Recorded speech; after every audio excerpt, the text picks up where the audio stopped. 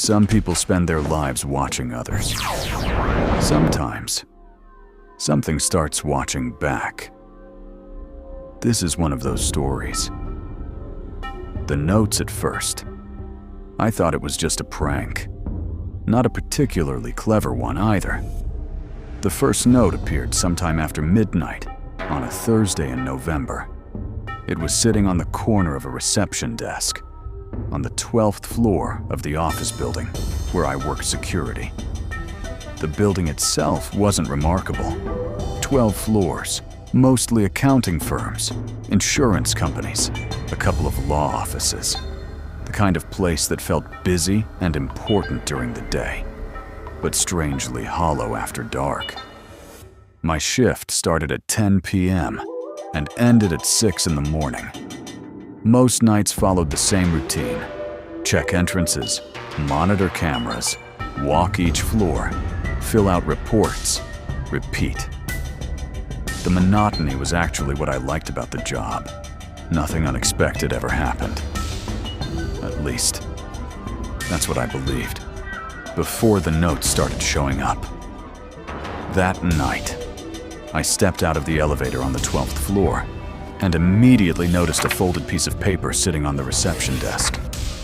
At first, I assumed one of the cleaning crew had left it behind. I picked it up. The paper had been torn from a yellow legal pad. Written across it in black ink were 4 words.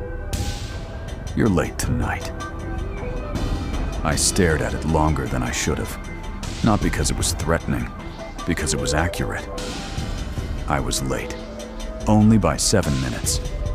I crumpled the note and threw it away. The next night was normal. No notes, no signs, nothing. I forgot about it. Until Monday. The second note was waiting near the coffee station on the 8th floor, placed carefully, like it was meant to be found.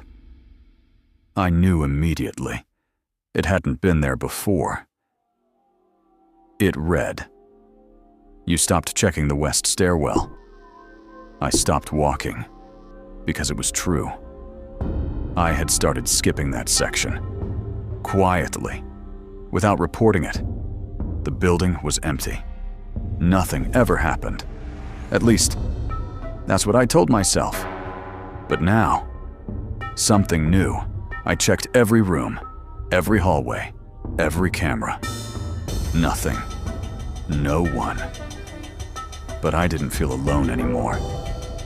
If you've ever felt like someone was watching you, even when you were completely alone, tell me in the comments. I read every single one.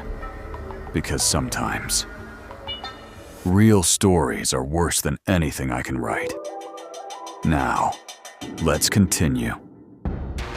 The third note appeared 3 nights later, and everything changed, and I found it at 1:43 a.m.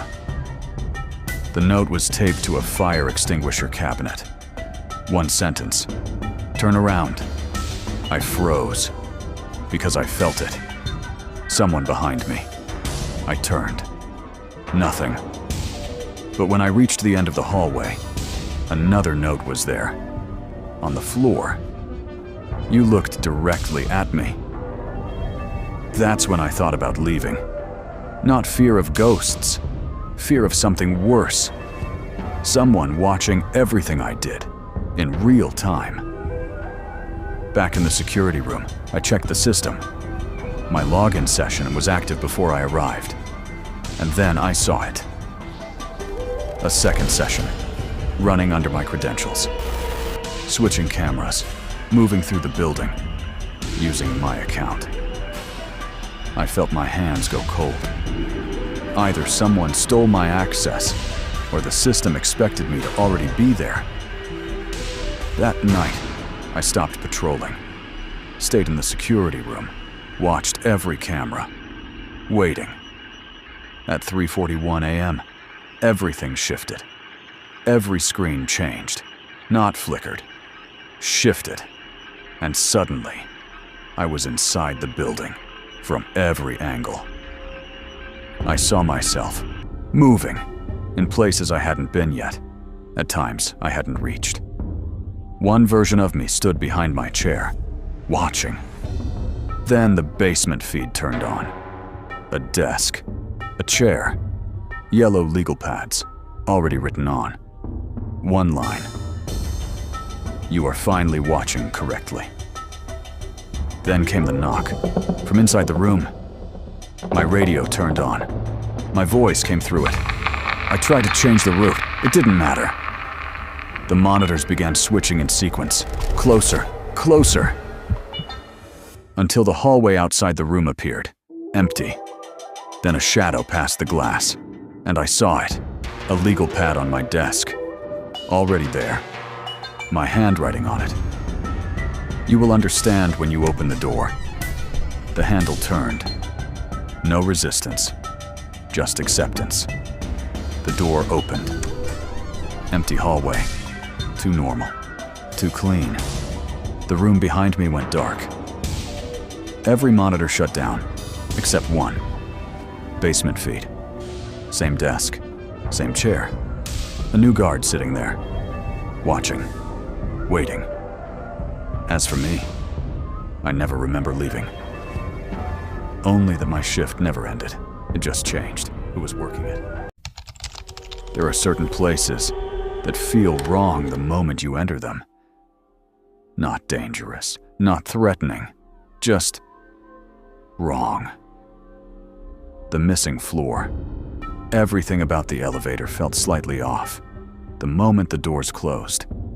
Not broken, not malfunctioning, just unfamiliar.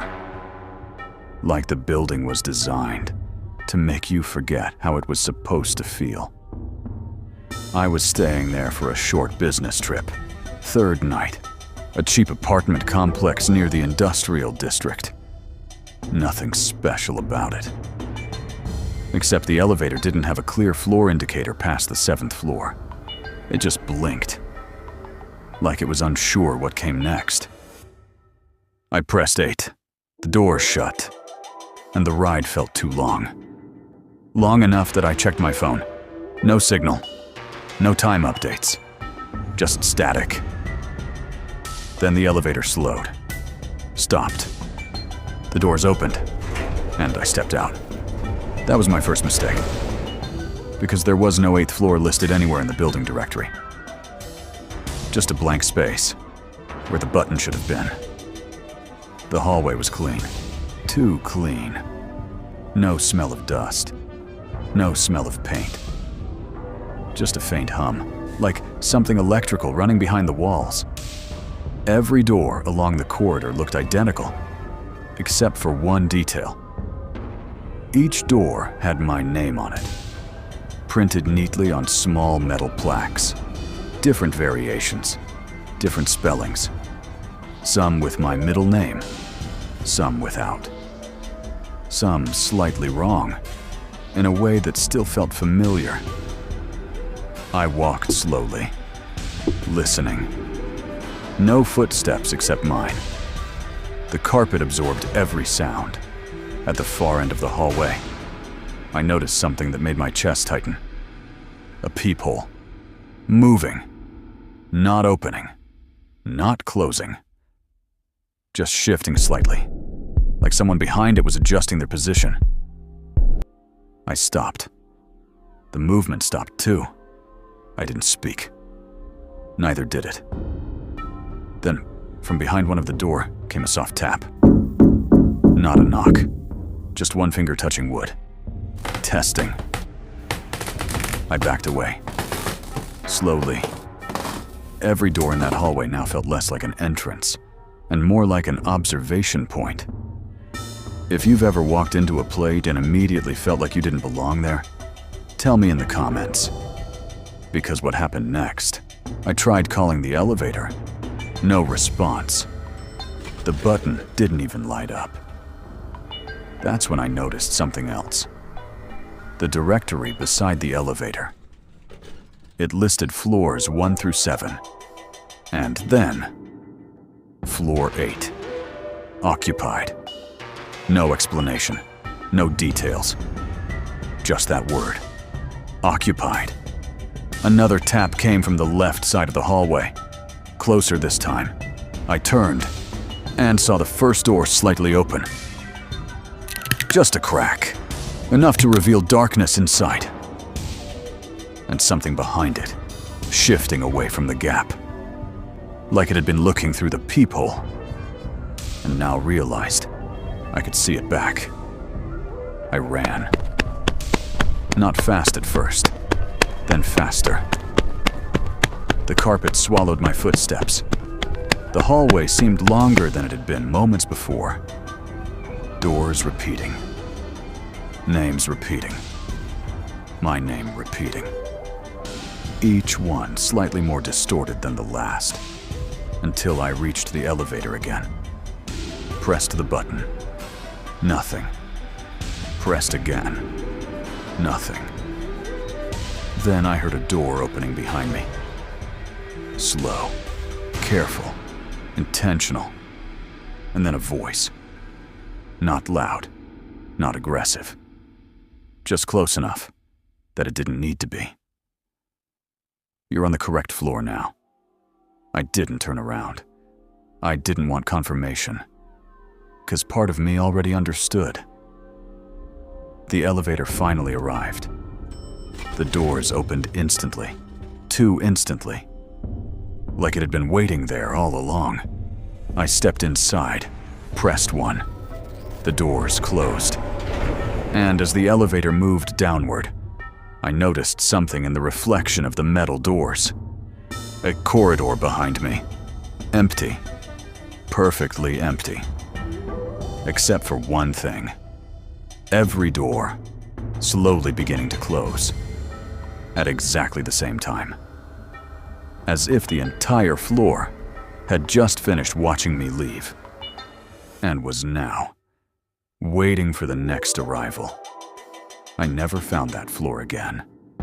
But sometimes, in buildings I don't recognize, I still see my name on doors that shouldn't exist. If you enjoyed this story, subscribe for more horror stories. And remember, some floors aren't missing. They're occupied.